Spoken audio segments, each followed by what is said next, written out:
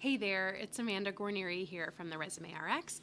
I am a nurse practitioner since 2011, and I am here to help give you career and professional guidance so that you can make this transition to practice a little bit easier so that you can focus and land on a position that leaves you both professionally and personally fulfilled. That's really my number one wish for everybody. So today we are going to tackle probably the most common question that I get from new grad nurse practitioners or NP students, and the question is, do I need a CV or a resume? Okay, this is a big topic, and I'm going to do my best to break down my thoughts and opinions and recommendations for you as you get ready to put together this document that is super important.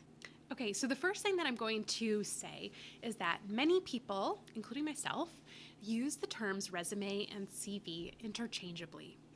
Okay, so don't ever get hung up on a position that requests a resume and you think you have a CV, or a position that requests a CV and thinks you have a resume, because chances are 9 times out of 10 they're referring to the same thing.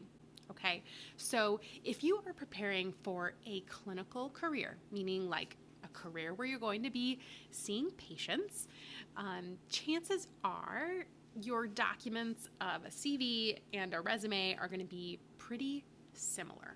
Okay, CV stands for curriculum vitae, and what that means literally in Latin is your life's work. Okay, so a traditional CV is a chronological report of pretty much every professional everything you have ever done. Okay, and I'm going to go through a little bit later the specific sections. Whereas a traditional resume is a 1 to 3 page document that includes relevant information for the job for which you are applying. Okay, so I'll say that again.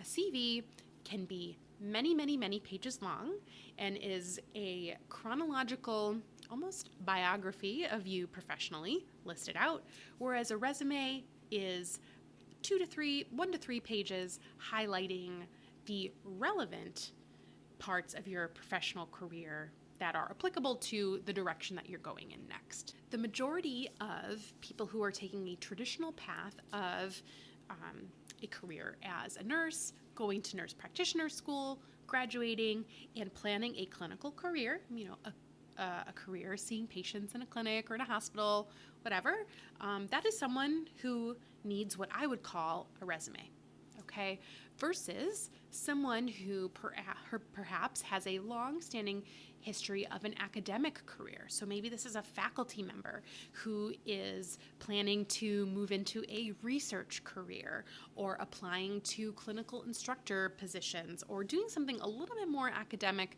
That is someone who I will say needs a traditional CV. Okay, now if you are someone who's doing both of those things, let's say you have or you want to have both a clinical and an academic career, you can have both. It's no big deal. But if you are planning for your first clinical NP job, chances are you need what I would call a resume, a 1 to 3 page document of your clinical career and achievements thus far. Now, here are the sections that I recommend for pretty much all nurse practitioners, regardless of whether you're going the CV route or the resume route. If you're planning to apply for a position, these sections should be included. So the first section you want to include is your professional profile or your professional summary. This is the formerly known objective section. This is where you summarize everything and explain to whoever you're sending this document to the value you will add in your potential position. Next, you want to feature your education. You'll put all the degrees, all the relevant degrees that you have. You can choose to leave off other degrees if you'd like. If you are perhaps, this is a second career for you, you don't necessarily have to include everything, or if it's been more than 10 years ago, you can decide upon that. But education is an important section that you will want to include. Next, you will want to include your licenses and your certifications. So you can put things that are in progress. For example, if you took your boards but your state license hasn't been issued yet, you mark that as in progress. But this is where you put your board certifications, your state licenses, your CPR certifications, and any additional certifications that are relevant to your position or that you want to document. Next, you'll of course want to include your work experience, and I usually encourage you to include the most relevant work experience in reverse chronological order, meaning the most recent thing first. And you want to include the city and state, the location, the role that you had, as well as some bullet points that provide context of what you actually did, what you achieved, and what you accomplished in that role. Next, you'll want to include your professional memberships. Hopefully, as a student and as someone preparing to graduate, you have researched and joined one or two professional memberships. It really speaks to your commitment to the profession. So if you are a member of any of those organizations, you can list those in your professional membership section. If you hold any committee or titles, you can put those in there as well as the date that you joined. I usually don't recommend that you include anything former, so if you've let your memberships lapse, they're not current anymore. So I usually recommend leaving that off or just renewing that membership. So next, you'll want to include any honors or awards that you've achieved that are relevant to your nursing or NP career or that show leadership.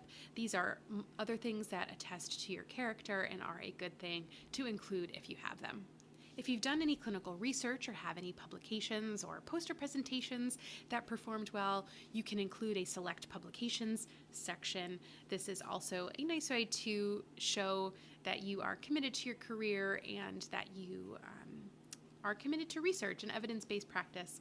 So if you have any of these, if you had a master's or a doctoral thesis that was either published or presented in some way, you can include this in a select publications section or a research section. And I hope that you have done some community service or some volunteerism, either through your workplace, through your school, or otherwise through your community. And if you have any of these that are relevant within the past 5 to 10 years, I would include these in a volunteerism or community service section. Okay, so those are the sections that I recommend everybody includes on their documents. If you think that you need a CV, or if you're applying to an academic position, a faculty position, then there are some additional sections that you will like to include. So first, if you've had any previous faculty appointments, you will want to list all those and the dates.